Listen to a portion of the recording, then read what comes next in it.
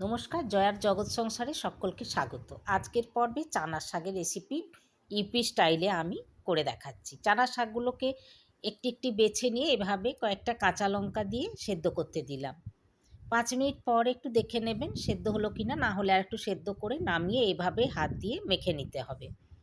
শাকগুলো এমনিতেই সেদ্ধ হলে খুব নরম হয়ে যাবে, তাই মেখে আমি এভাবে রেখে দিলাম। বেশি করে রসুন নিয়ে কুচি কুচি করে রেখে দিলাম। একটা টমেটো দিলাম, শাক যেহেতু আমার কম, যেমন শাকের পরিমাণ সেরকম টমেটো দিতে হবে। আমি একটা টমেটো দিলাম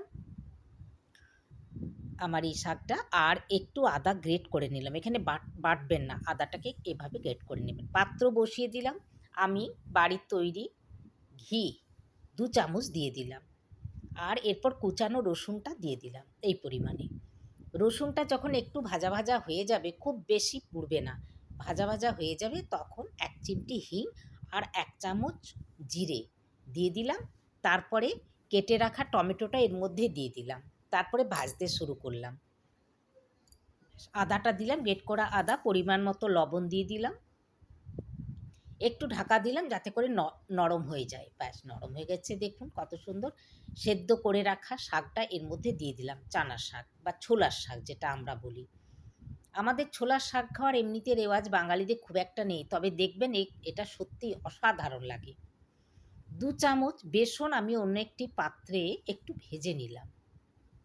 ভাত, রুটি, গরম ভাত, রুটি, পরোটা সবের সাথে ভাল লাগবে। ভাজা হয়ে গেছে, এরপরে একটু ভাজা বেসনগুলোতে জল দিয়ে দিলাম।